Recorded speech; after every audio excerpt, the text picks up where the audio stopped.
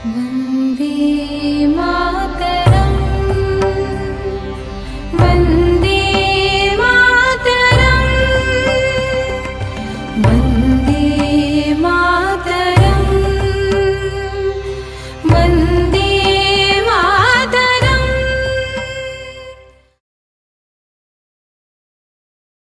नमस्ते। अपनी आज़ादी को हम हरगिज़ मिटा सकते ना हैं। सर कटा सकते हैं लेकिन सर झुका सकते ना हैं। आज हमारी सस्य श्यामला सोने की चिड़िया भारत भूमि अपनी 74वां स्वतंत्रता दिवस मना रही है।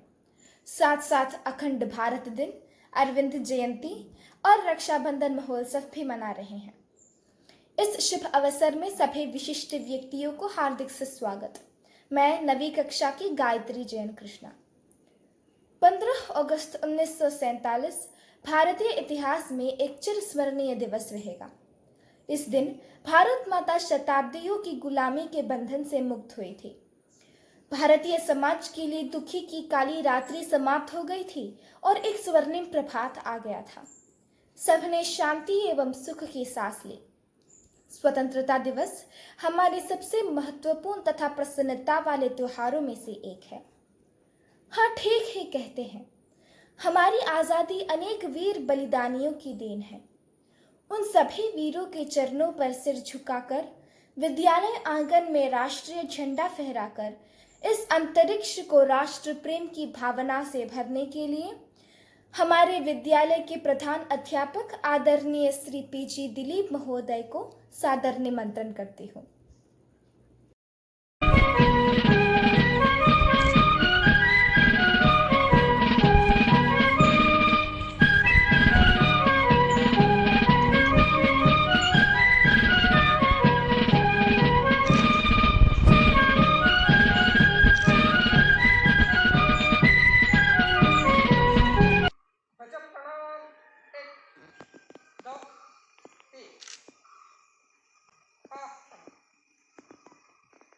स्वदेश प्रेम मनुष्य की स्वाभाविक ममता का प्रतीक है। संस्कृत में बताया गया है, जननी जन्मभूमिश्च स्वर्गादपि गरीयसी। सोने की पिंजड़ी होने पर भी चिड़िया आज़ादी चाहती है। भारतवर्ष में अनेक संप्रदाय तथा धर्मों के लोग हजारों वर्षों से सौहार्दपूर्वक वास कर रहे हैं। हमारे देश में हिंदू, मुसलमान, सिख, ईसाई, बौद्ध, जैन आदि विभिन्न संप्रदाय के लोग साहोदर्य भाव से रहते हैं। मातृभूमि की स्वतंत्रता को सुरक्षित रखना हर एक भारतीय का कर्तव्य है। देशीय गान के लिए आती है 11वीं कक्षा की मीनाक्षी जयकुमार। जनगण मन अधिनायक जय हे भारत भाग्य विधाता। पंजाब सिंध गुजरात मराठा द्राविड उत्कल बंगा। विंध्य हिमाचल यमुना गंगा उच्छल जलधि तरंगा। तव शुभ नामे जागे, तव शुभ आशीष मागे। गाहे तव जय गाथा। जनगण मंगलदायक जय हे भारत भाग्य विधाता। जय हे जय हे जय हे जय जय जय जय हे। स्वदेश प्रेम कितना अनुपम है। किसी कवि ने यह सही ही कहा है, जो भरा नहीं है भावों से, बहती जिसमें रसधार नहीं, वह हृदय नहीं है पत्थर है, जिसमें स्वदेश का प्यार नहीं। जिस व्यक्ति का हृदय स्वदेश प्रेम की भावों से लबालब भरा हुआ नहीं हो तथा जिसके हृदय में स्वदेश प्रेम की रसधार नहीं बहती, उस व्यक्ति का हृदय हृदय नहीं पत्थर है। ऐसी व्यक्ति का इस संसार में होना न होना एक समान है। स्वदेश प्रेम से गुंजायमान इस अवसर को दीप प्रज्वालन से प्रकाशमय बनाने के लिए विद्यालय के प्रबंधक महोदय आदरणीय श्री टी के सतीश महोदय को सादर निमंत्रण करती हूँ।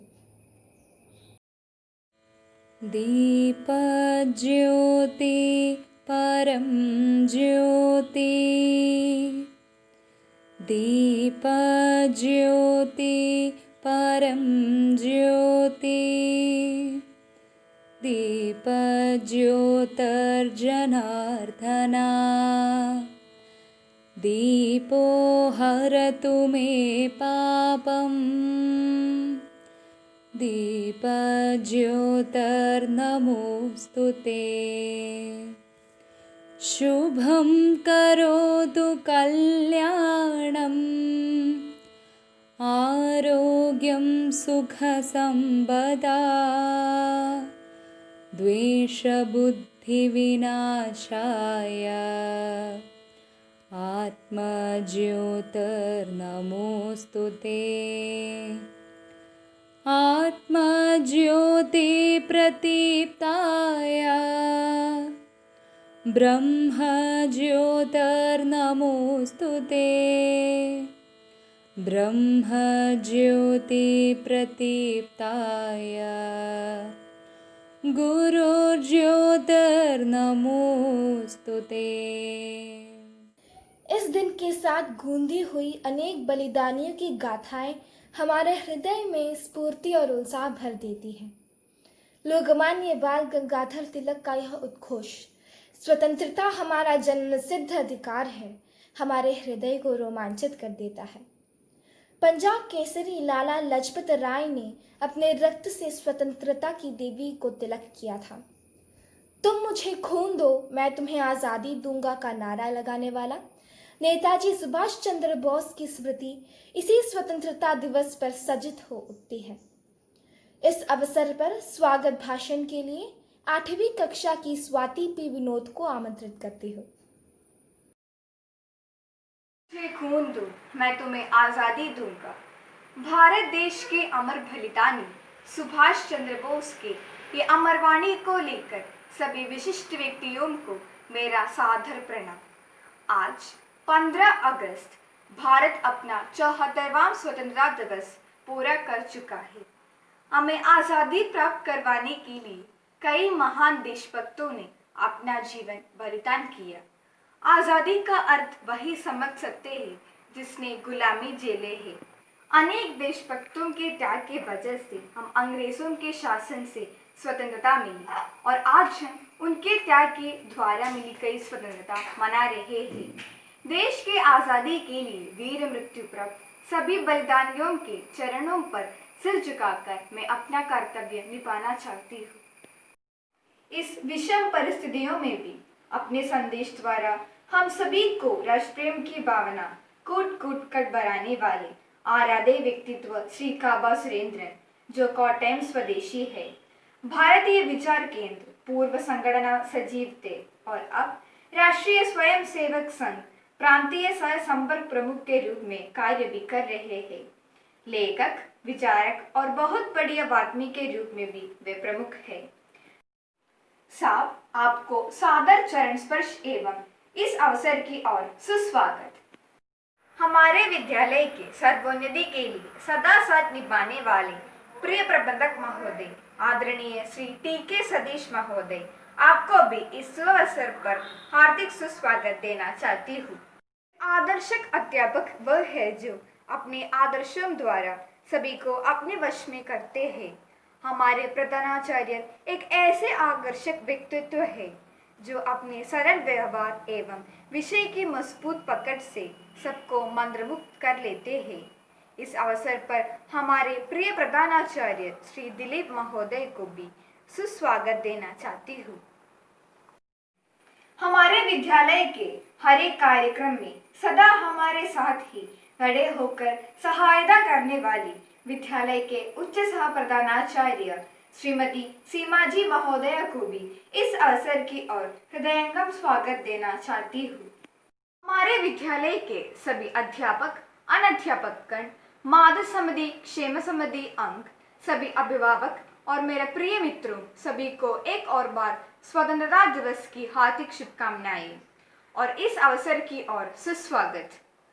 सभी व्यक्तियों को एक बार भी इस अवसर की ओर स्वागत करती हूँ, समाप्त करती हूँ। धन्यवाद। वंदे मातरम।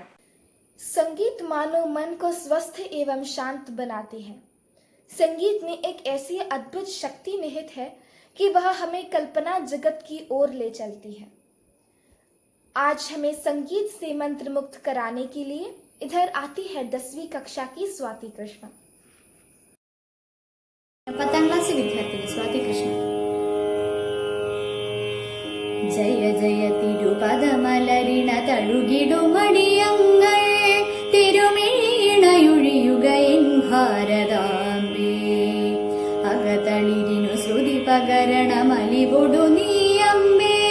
തവ ചരിതം പാടിടുവാൻ ഭാരതാംബേ. ജയ ഭാരത ജനനീ ശുഭകാരിണി ധരണി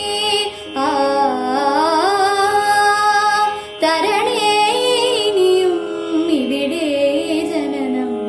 അമൃതം വചനം മധുലം അരുളുകയായി മധുഭജ സുര. ജയ ജയ തിരുപദമലരിണ തഴുകിടുമടിയങ്ങൾ തിരുമിഴിണയൊഴിയുകയിൻ ഭാരതാംബേ. മുനിമാരുടെ മൗനത്തിൽ നിറയും ശുഭവചനത്തിൽ പൊരുളായി പുണരുന്ന ഭാരതാംബേ. ജയ ഭാരതാംബേ. നദികൾ ശുഭശ്രുതിയോടെ പാടും നവകീർത്തനത്തിൽ അമൃതായി നിറയുമെൻ ഭാരതാംബേ. ജയ ഭാരതാംബേ. മതമേതുമാകട്ടെ ഇടമേതുമാകട്ടെ ഞങ്ങൾക്കു ജനനി നീ ഭാരതാംബേ. ഭാരതാംബേ. നിറമേതുമാകട്ടെ കുലമേതുമാകട്ടെ ഞങ്ങൾക്കു ജനനി നീ ഭാരതാംബേ. ജയ ഭാരതാംബേ.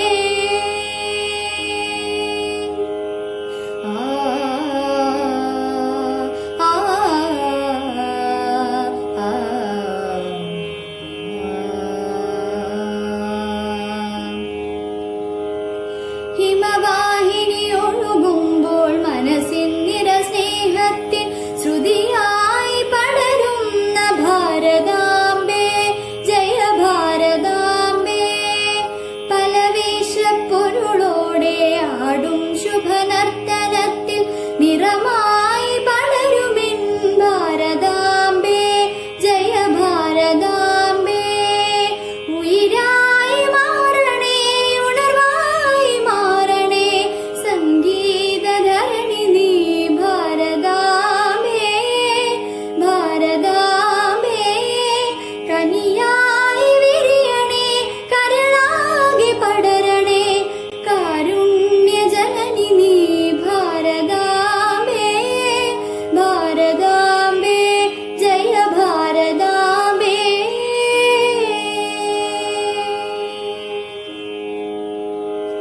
ജയ ജയ തിരുപദമലരിണ തഴുകിടുമടിയങ്ങൾ തിരുമിഴിണയൊഴിയുകയിൻ ഭാരതാംബേ. അകതളിരിനു ശ്രുതി പകരണമലിവൊടു നീയമ്പേ. തവ ചരിതം പാടിടുവാൻ ഭാരതാംബേ. ജയ ഭാരത ജനനീ ശുഭകാരിണി ധരണി തരണേനിയും ഇവിടെ ജനനം. അമൃതം വചനം മധുലം അരുളുകയായി മധുഭജ സുര. ജയ ജയ ജയ ജയ ജയ ജയ ജയ ജയ ജയ ജയ ജയ ജയ ഭാരതാംബേ. ഭാരതാംബേ. ഭാരതാംബേ.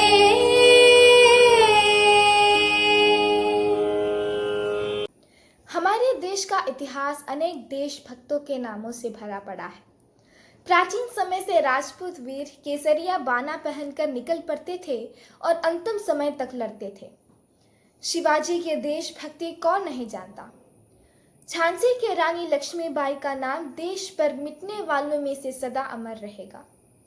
देश की आज़ादी के लिए सरदार भगत सिंह, चंद्रशेखर आज़ाद आदि हंसते हंसते फांसी के तख्ते पर झूल गए। अगला मुख्य प्रभाषण है। इसके लिए योग्य व्यक्ति ही हमें मिले हैं, श्री काभा सुरेंद्रन। श्री काभा सुरेंद्रन जी कोटयम स्वदेशी हैं। भारतीय विचार केंद्र पूर्व राज्य संगठन सचिव थे और अब राष्ट्रीय स्वयंसेवक संघ राज्य सह संपर्क प्रमुख के रूप में काम कर रहे हैं। आदरणीय काभा सुरेंद्रन महोदय को मुख्य प्रभाषण के लिए सादर निमंत्रण करती हूँ। എല്ലാവർക്കും നമസ്കാരം. സ്വാതന്ത്ര്യദിന ആശംസകൾ. ഇന്ന് നമ്മളെല്ലാവരും സ്വാതന്ത്ര്യദിനം ആഘോഷിക്കുകയാണ്. ഒരു പ്രത്യേക സാഹചര്യത്തിലാണ് നമ്മൾ സ്വാതന്ത്ര്യദിനം ആഘോഷിക്കുന്നത് എന്ന് നമ്മൾക്കെല്ലാവർക്കും അറിയാം. ഒന്നിച്ചു കൂടാൻ പാടില്ല, ഒന്നിച്ചു വരാൻ പാടില്ല, ഒന്നിച്ചിരിക്കാൻ പാടില്ല. സർക്കാർ പറയുന്നത് പോലെ സാമൂഹിക അകലം പാലിച്ചുകൊണ്ടാണ് നാം സ്വാതന്ത്ര്യദിനം ആഘോഷിക്കുന്നത്. പക്ഷേ അപ്പോഴും നമ്മൾ ഓർക്കേണ്ട ഒരു കാര്യം, ശാരീരികമായി അകലം പാലിച്ചുകൊണ്ട് നാം സ്വാതന്ത്ര്യദിനം ആഘോഷിക്കുമ്പോഴും സ്വാതന്ത്ര്യം ആഘോഷിക്കുമ്പോഴും മാനസികമായി നാം കൂടുതൽ അടുത്തുകൊണ്ടായിരിക്കണം സ്വാതന്ത്ര്യം ദിനം ആഘോഷിക്കുന്നതും ഇതിനെക്കുറിച്ച് ആലോചിക്കുന്നതും ഒക്കെ. ശാരീരികമായി അകന്നു നിൽക്കേണ്ടി വരുമ്പോഴും മാനസികമായി അടുത്ത് നിന്നുകൊണ്ട് 135 കോടി ജനങ്ങളും നമ്മൾ ഒന്നിച്ചല്ല, 130 കോടി ജനങ്ങളും നമ്മൾ ഒന്നിച്ച് നിന്ന് സ്വാതന്ത്ര്യദിനം ആഘോഷിക്കുമ്പോഴാണ് സ്വാഭാവികമായിട്ടും അത് നമ്മുടെ രാജ്യത്തിൻ്റെ ഒരു ബലമായി മാറുന്നത്. സ്വാതന്ത്ര്യം എന്ന് നമ്മൾ ദിനം ആഘോഷിക്കുമ്പോൾ സ്വാതന്ത്ര്യദിനം എന്ന് പറഞ്ഞാൽ എന്താണ്? സ്വാതന്ത്ര്യം എന്ന് പറഞ്ഞാൽ എന്താണ്? നമുക്കൊക്കെ അറിയാം, നമുക്ക് എല്ലാവർക്കും ഓരോരോ വ്യത്യസ്ത സ്വഭാവങ്ങളുണ്ട്. ഒരാളിൻ്റെ സ്വഭാവമല്ല മറ്റൊരാളിൻ്റെ സ്വഭാവം. അങ്ങനെ എത്ര വ്യക്തികളുണ്ടോ അത്രയും സ്വഭാവങ്ങളും ഉണ്ട് എന്നർത്ഥം. ഇങ്ങനെ വ്യത്യസ്ത സ്വഭാവങ്ങളൊക്കെ ഉണ്ടായിരിക്കുമ്പോഴും അവനവൻ്റെ സ്വഭാവത്തിനനുസരിച്ച് ജീവിക്കണമല്ലോ. അപ്പോഴല്ലേ നമുക്ക് കൂടുതൽ നല്ല ജീവിതം നയിക്കാൻ പറ്റും. അവനവൻ്റെ എനിക്ക് എൻ്റെ നല്ല സ്വഭാവം അനുസരിച്ച് ജീവിക്കുവാനുള്ള എൻ്റെ സ്വാതന്ത്ര്യത്തിനെയാണ് സ്വാതന്ത്ര്യം എന്ന് പറയുന്നത്. എൻ്റെ നല്ല സ്വഭാവത്തിനനുസരിച്ച്, എൻ്റെ ചീത്ത സ്വഭാവത്തിനനുസരിച്ചല്ല, എൻ്റെ നല്ല സ്വഭാവത്തിനനുസരിച്ച് എനിക്കിഷ്ടം പോലെ ജീവിക്കുവാനുള്ള അവസരത്തിനെയാണ് എൻ്റെ സ്വാതന്ത്ര്യം എന്ന് പറയുന്നത്. ഇങ്ങനെ ഓരോ വ്യക്തിക്കും ഓരോ സ്വഭാവം ഉള്ളതുപോലെ ഓരോ രാഷ്ട്രത്തിനും ഓരോ സ്വഭാവം ഉണ്ട് എന്നാണ് നമ്മുടെ പൂർവികന്മാർ പറഞ്ഞു വച്ചിരിക്കുന്നത്.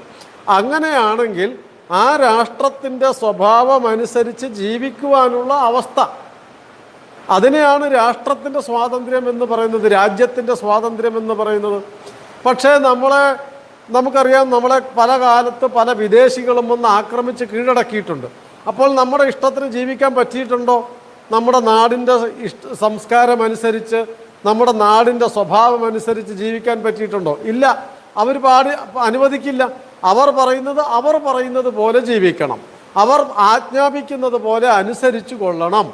അതാണ് നമ്മളെ വിദേശത്ത് നിന്ന് വന്ന് ആക്രമിച്ച് വന്നവർ പറഞ്ഞത്. അങ്ങനെ പല കാലത്തും നമ്മളെ ആക്രമിച്ച് കീഴടക്കുവാൻ പല ആൾക്കാരും വന്നിട്ടുണ്ട്. നമ്മുടെ നാടിൻ്റെ സംസ്കാരം സ്വഭാവം എന്താണെന്നാണ് പറയുന്നത്. ഓരോ നാടിനും ഓരോ സ്വഭാവം ഉണ്ടെന്ന് ഞാൻ പറഞ്ഞു. ഭാരതത്തിൻ്റെ സ്വഭാവം എന്താണ്? ഭാരതത്തിൻ്റെ പ്രത്യേകത എന്താണ്?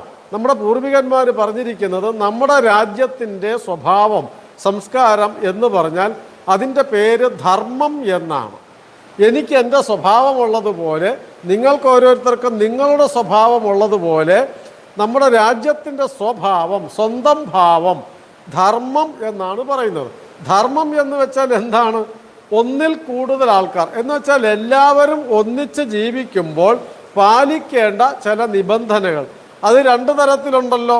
ഒന്ന് നിയമങ്ങളുണ്ട്. നിങ്ങൾ വിദ്യാലയത്തിൽ വരുമ്പോൾ, ഇവിടെ വരുമ്പോൾ ഇത്ര സമയത്തിന് വരണം, 9:30 മുന്നേ എത്തണം, അല്ലെ ഫസ്റ്റ് ബെല്ലടിക്കുന്നതിന് മുന്നേ വരണം, ഉച്ചയ്ക്ക് ഊണ് കഴിക്കാൻ ഇന്ന സമയത്ത് ബെല്ലടിക്കുന്നത്, വൈകുന്നേരം പോകുന്നതിന് മുൻപ് ദേശീയ ഗാനം പാടണം, ഇന്ന സമയത്താണ് ബെല്ലടിക്കുകയുള്ളൂ, അതുവരെ ക്ലാസ്സിൽ അച്ചടക്കത്തോടു കൂടി ഇരിക്കണം. ഇതെല്ലാം നിയമങ്ങളാണ്, എഴുതി വെച്ച നിബന്ധനകൾ. പക്ഷേ എല്ലാ നിയമമാണോ?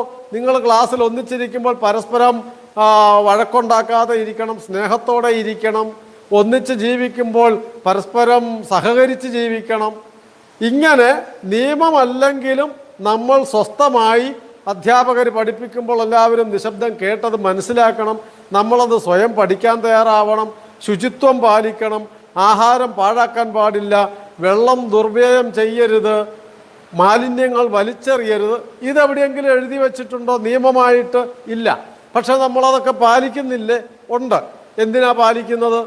അതിനെയാണ് നമ്മുടെ സ്വഭാവം എന്ന് പറയുന്നത്, നമ്മുടെ സംസ്കാരം, നമ്മുടെ ശീലം.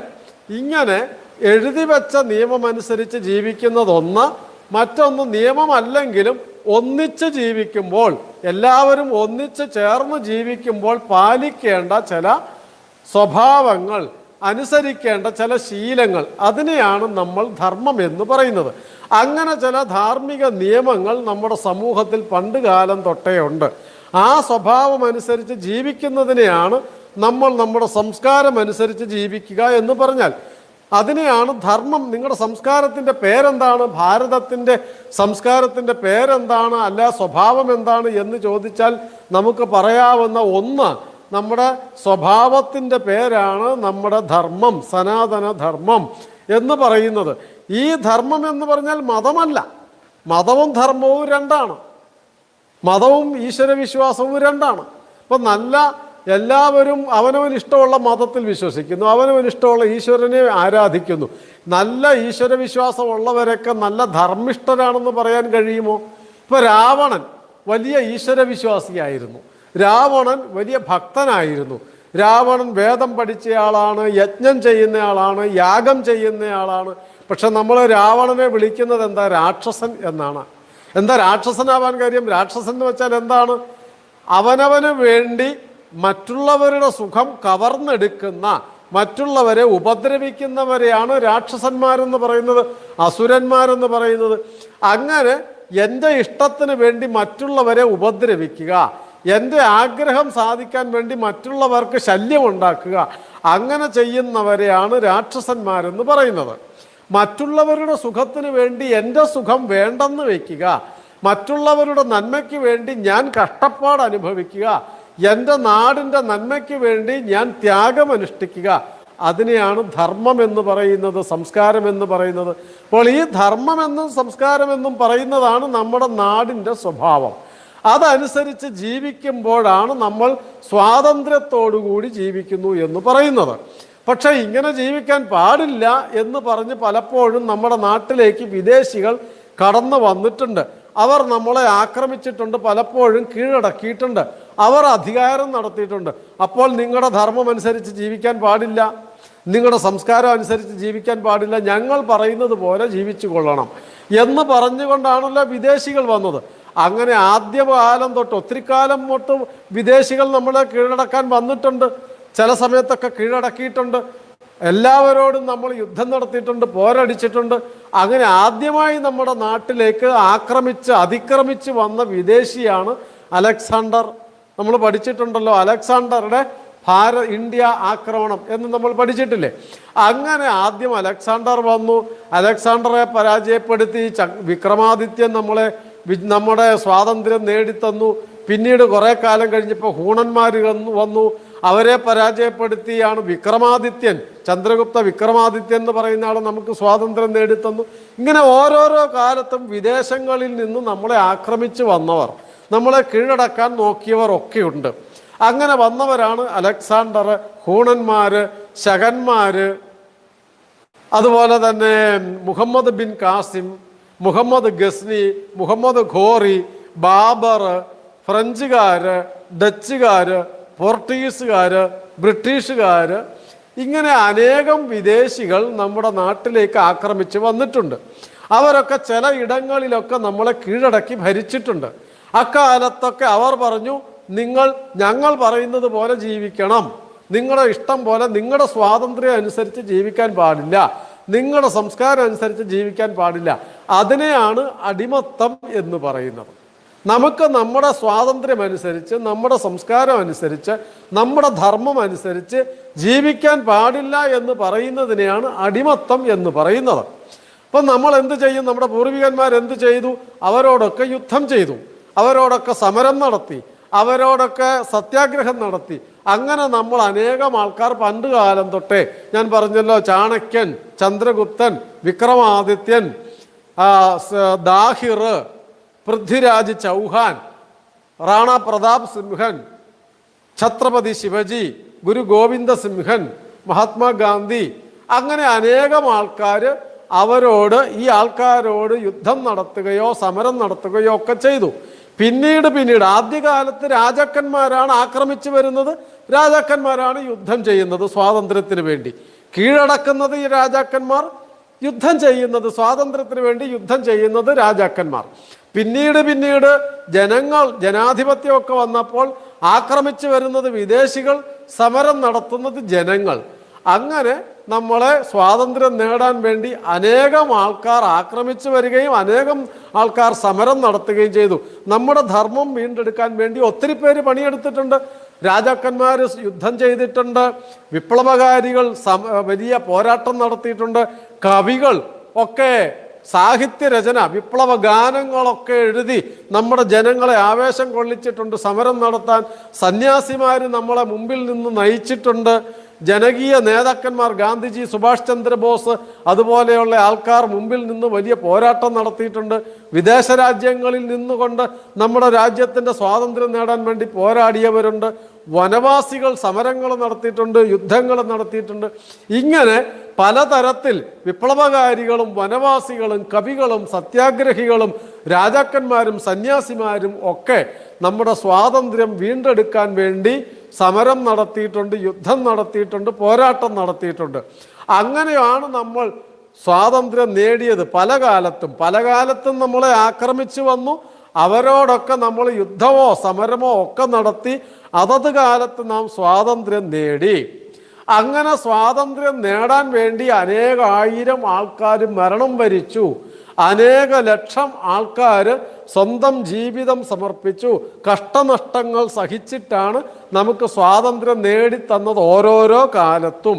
അപ്പം നമ്മൾ ഇന്ന് സ്വാതന്ത്ര്യ ദിനം ആഘോഷിക്കുമ്പോൾ ഈ ഒടുവിൽ നടത്തിയ ബ്രിട്ടീഷുകാർക്കെതിരെ നടത്തിയ സമരം മാത്രമല്ല, ആദ്യകാലം തൊട്ട് അലക്സാണ്ടർക്കെതിരെ മുതൽ നടത്തിയ യുദ്ധങ്ങളും സമരങ്ങളും മുതൽ ഈ 1947 വരെ നടത്തിയ സമരങ്ങളെക്കുറിച്ച് നമ്മൾ ഓർക്കണം. ആ സമരങ്ങളൊക്കെ നടത്തിയ അനേകായിരം ആൾക്കാർ, അനേകം രാജാക്കന്മാർ, അനേകം വിപ്ലവകാരികൾ, അനേകം പ്രഭുക്കന്മാർ, അനേകായിരം വനവാസികൾ, അനേകം രാജാക്കന്മാർ, സത്യാഗ്രഹികൾ, ഇവരൊക്കെ നടത്തിയ സമരത്തിൻ്റെ അടിസ്ഥാനത്തിലാണ്, അതിൻ്റെയൊക്കെ ബലത്തിലാണ് നമുക്ക് സ്വാതന്ത്ര്യം കിട്ടിയത്. അപ്പം നമ്മൾ ഇന്ന് സ്വാതന്ത്ര്യദിനം ആഘോഷിക്കുമ്പോൾ അവരെ മുഴുവൻ നമ്മൾ ഓർക്കണം. പോരാ, പണ്ട് കാലത്ത് രാജ്യത്തെ ആക്രമിക്കുന്നത് രാജാക്കന്മാരായിരുന്നു എന്ന് ഞാൻ പറഞ്ഞു, രാജ്യത്തെ രക്ഷിക്കുന്നതും അതുകൊണ്ട് രാജാക്കന്മാരായിരുന്നു. പക്ഷെ ആധുനിക കാലം വന്നപ്പോഴേക്കും നമ്മളെ ആക്രമിക്കുന്നത് രാജാക്കന്മാരല്ല, സാമ്രാജ്യങ്ങളാണ്, ഒരു വ്യക്തിയല്ല. ആ രാജ്യങ്ങളാണ് നമ്മളെ ആക്രമിക്കുന്നത്. അതായത് സാമ്രാജ്യങ്ങളാണ്, അനേകം പേര് ചേർന്ന് നമ്മളെ കീഴടക്കുകയാണ്. അപ്പോൾ പണ്ട് രാജാക്കന്മാർ ആക്രമിക്കുകയും രാജാക്കന്മാർ സ്വാതന്ത്ര്യം നേടാൻ വേണ്ടി യുദ്ധം നടത്തുകയും ചെയ്തു. ആധുനിക കാലത്ത് നമ്മൾ സ്വാതന്ത്ര്യം നേടാൻ വേണ്ടി നമ്മൾ സമരം നടത്തുന്ന ജനങ്ങളാണ്. കാരണം ജനാധിപത്യം വന്നപ്പോൾ, രാജാധിപത്യകാലത്ത് രാജാക്കന്മാർ സ്വാതന്ത്ര്യം നേടിത്തന്നു. ജനാധിപത്യകാലത്ത് ആര് സ്വാതന്ത്ര്യ സമരം നടത്തണം? ജനങ്ങൾ സമരം നടത്തണം, നമ്മൾ സമരം നടത്തണം. പക്ഷേ എന്ത് വേണം? രാജ്യത്തിനെ ആരെങ്കിലും ആക്രമിച്ച് വരുമ്പോൾ, കീഴടക്കാൻ വരുമ്പോൾ ആ രാജ്യരക്ഷ ചെയ്യേണ്ടത് ജനങ്ങളാണെങ്കിൽ, നമ്മളിപ്പോൾ എനിക്കിപ്പം സമരം നടത്തണം എന്താ നിർബന്ധം? രാജ്യത്തെ രക്ഷിക്കണം, എനിക്കല്ലാതെ ജീവിച്ചുകൂടെ? അത് വേണം സർക്കാർ ചെയ്യട്ടെ എന്ന് വെച്ചുകൂടെ? അങ്ങനെ ചെയ്യാൻ പാടില്ല. ജനാധിപത്യത്തിൽ ജനങ്ങളാണ് രാജ്യത്തിൻ്റെ അധിപര്, ജനങ്ങളാണ് രാജ്യത്തിനെ രക്ഷിക്കേണ്ടവർ. അതിനെന്ത് വേണം? രാജ്യസ്നേഹം വേണം.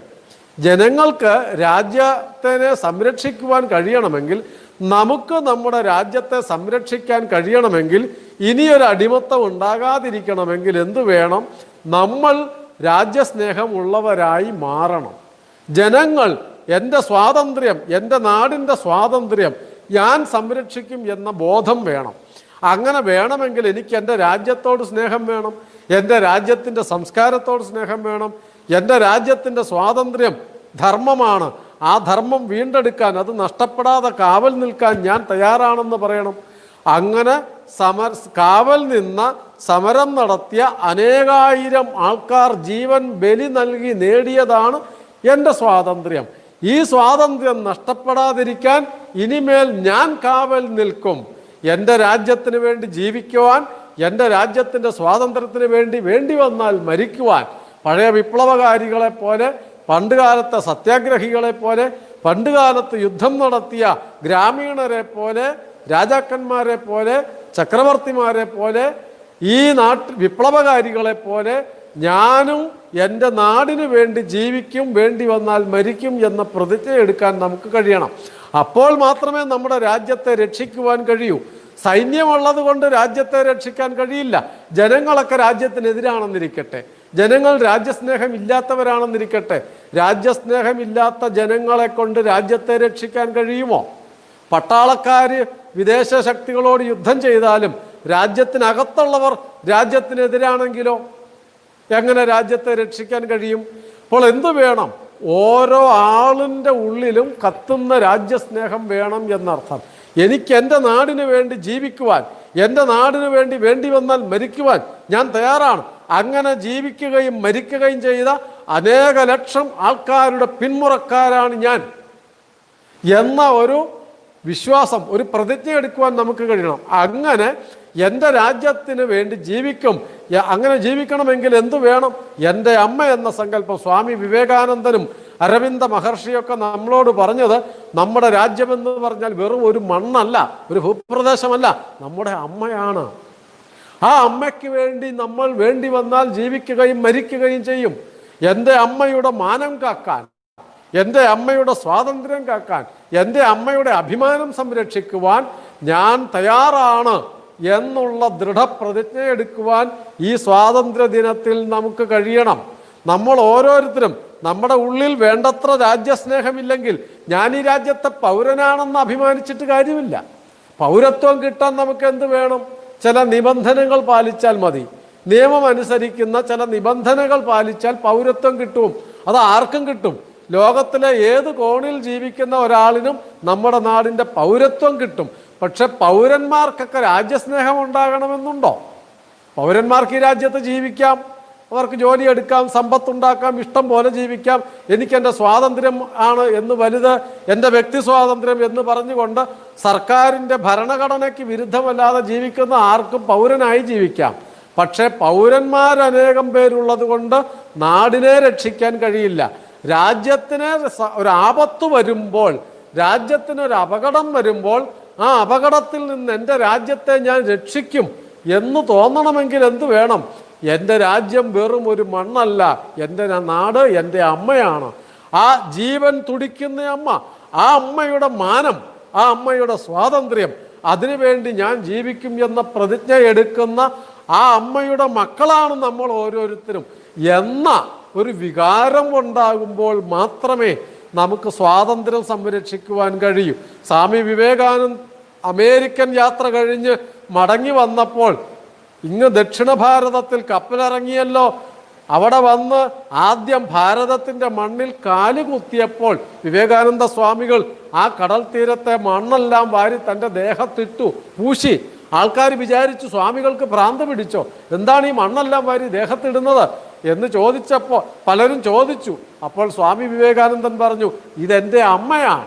ഞാൻ ഒത്തിരി കാലമായി, ഏതാനും വർഷങ്ങളായി എൻ്റെ അമ്മയിൽ നിന്ന് അകന്ന് ജീവിക്കുകയായിരുന്നു.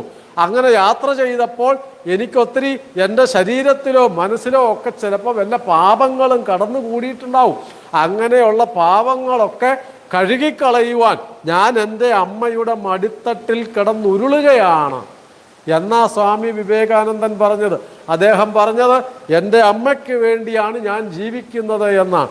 അതുകൊണ്ടാണ് സ്വാമി വിവേകാനന്ദൻ 1897 ഭാരതത്തിലെ യുവജനങ്ങളോട്, നമ്മളോട്, വിദ്യാർത്ഥികളോട് പ്രസംഗിക്കുമ്പോൾ സ്വാമി വിവേകാനന്ദൻ പറഞ്ഞു, വരുന്ന 50 കൊല്ലക്കാലത്തേക്ക് എല്ലാ ദൈവങ്ങളെയും നിങ്ങൾ മാറ്റിവെക്കുക. ഭാരത മാതാവാണ് നമ്മുടെ എല്ലാവരുടെയും ഈശ്വരൻ. ആ ഈശ്വരനെ പ്രാർത്ഥിക്കുക, ധ്യാനിക്കുക. അങ്ങനെ ആ ഭാരത മാതാവിന് വേണ്ടി, അതിൻ്റെ സ്വാതന്ത്ര്യം നേടിയെടുക്കാൻ വേണ്ടി വ്രതം നോക്കുവാൻ, ആ സ്വാതന്ത്ര്യം വീണ്ടെടുക്കുവാൻ വേണ്ടി ഞാൻ ജീവിക്കും, വേണ്ടി വന്നാൽ മരിക്കും എന്ന പ്രതിജ്ഞ എടുക്കുവാൻ സ്വാമി വിവേകാനന്ദൻ പറഞ്ഞതുപോലെ ഈ ഭാരതമാണ് എൻ്റെ അമ്മ, ഈ അമ്മയാണ്. ആ അമ്മയുടെ മാനം, സ്വാതന്ത്ര്യം, ധർമ്മം, സംസ്കാരം അത് സംരക്ഷിക്കുവാൻ ഞാൻ എൻ്റെ ജീവിതവും ജീവനും ഇതാ സമർപ്പിക്കുന്നു. മുൻകാലങ്ങളിൽ ഈ നാടിൻ്റെ സ്വാതന്ത്ര്യത്തിന് വേണ്ടി ജീവിച്ച് മരിച്ചവരുടെ പാത പിന്തുടർന്നുകൊണ്ട് ഞാൻ എൻ്റെ നാടിന് വേണ്ടി ജീവിക്കും.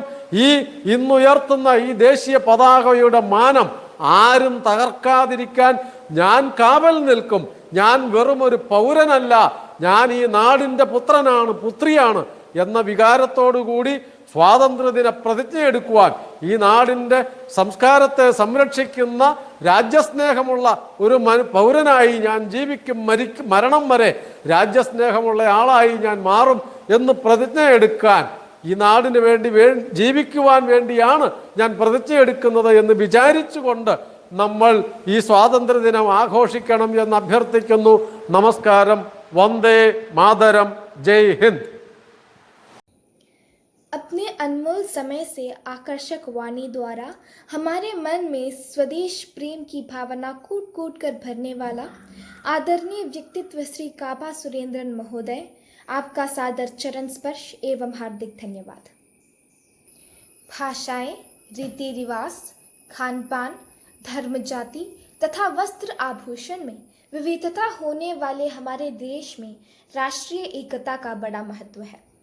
हम स्वयं बंगाली, गुजराती, मराठी, पंजाबी आदि नामों से संबोधित करने वाले लोग सभी भारतीय ही हैं। साहोदर्य भावना के तान बान को सुदृढ़ बनाने राखी बंधन का समय निकट आया है। राखी बंधन।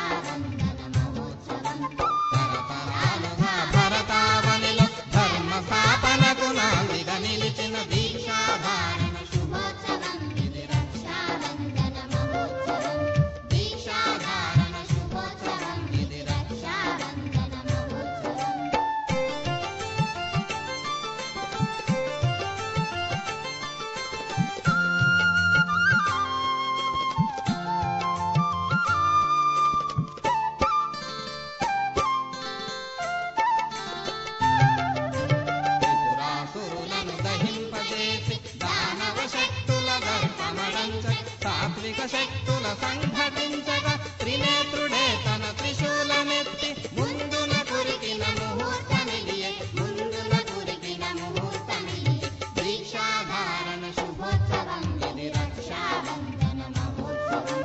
దీక్షాధారణ శుభోత్సవం ఇది రక్షాబంధన మహోత్సవం.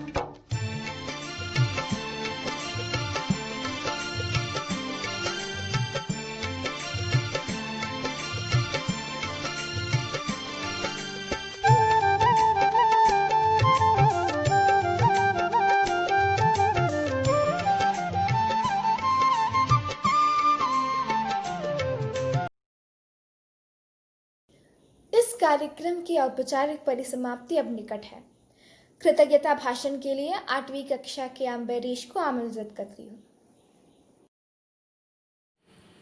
अरुण्य मधुमय देश हमारा, जहाँ पहुँच अनजान शिरीष को मिलता एक सहारा।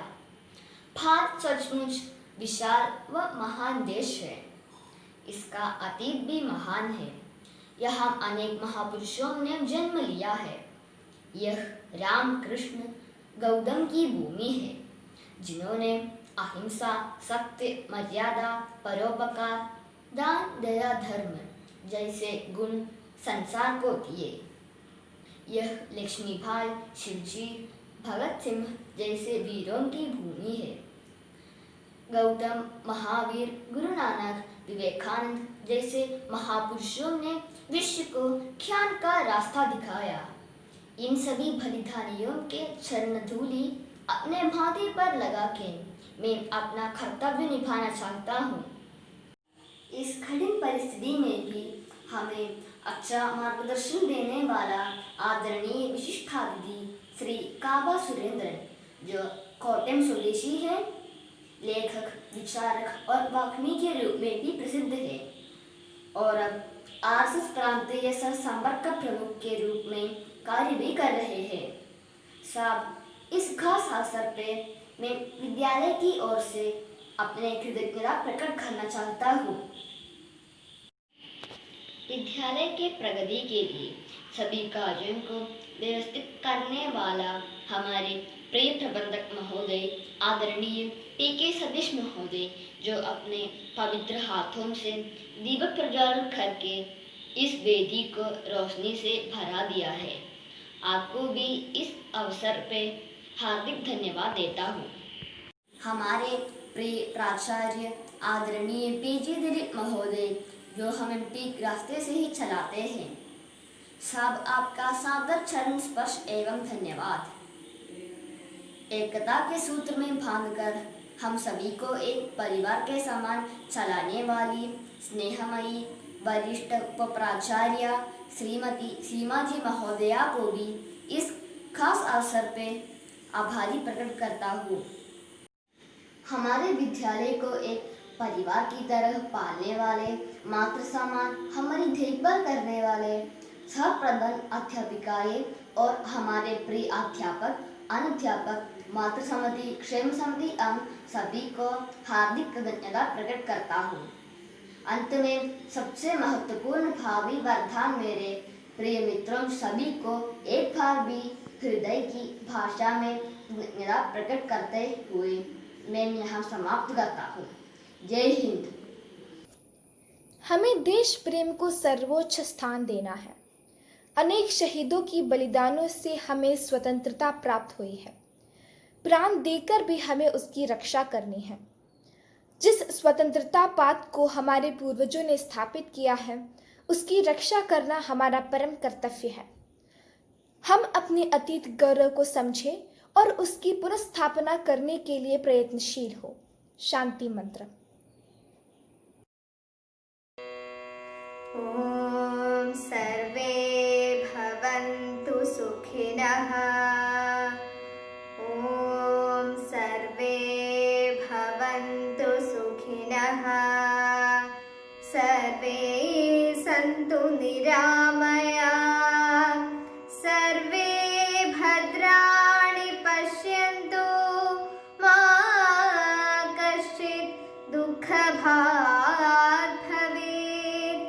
ॐ शान्ति शान्ति।